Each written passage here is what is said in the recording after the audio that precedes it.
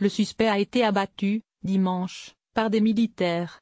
La police a demandé aux Marseillais d'éviter le secteur de la gare. Une importante opération étant en cours. Un homme a tué 2 femmes au couteau, dimanche 1er octobre, près de la gare Saint-Charles à Marseille, avant d'être abattu par des militaires de l'opération Sentinelle. L'attaque a eu lieu vers 13h45. La section antiterroriste du parquet de Paris a été saisie, mais les enquêteurs restent prudents, certains éléments devant encore être éclaircis. L'enquête, ouverte notamment pour assassinat en relation avec une entreprise terroriste et tentative d'assassinat sur personne dépositaire de l'autorité publique, a été confiée à la Direction centrale de la police judiciaire, DCPJ, et à la Direction générale de la sécurité intérieure, DGSI. Il s'agit de la première attaque au couteau à caractère terroriste dans un lieu public qui parvient à causer des morts sur le sol français. Le ministre de l'Intérieur, Gérard Collomb, doit arriver sur place vers 17h. Le préfet de police et le procureur de la République de Marseille, Xavier Tarabeu, se sont rendus immédiatement à la gare, où d'importants moyens de police ont été concentrés.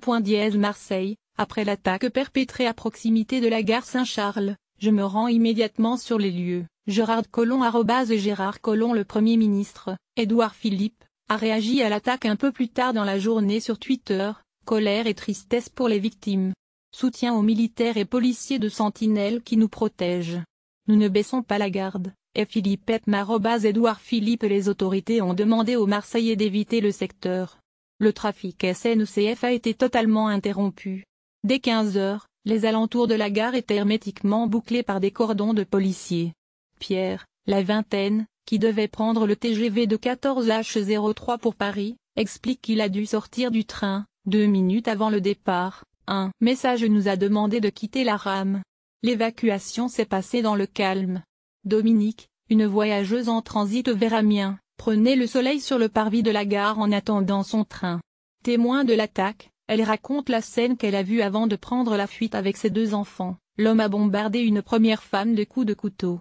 Il l'a attrapée par le cou, elle n'a rien pu faire. J'ai vu une seconde femme par terre. Cette attaque intervient alors que le gouvernement a renouvelé jusqu'au 1er novembre l'état d'urgence, sur fond de menaces terroristes très élevées en France, frappée depuis 2015 par une série d'attentats, qui ont fait 239 morts.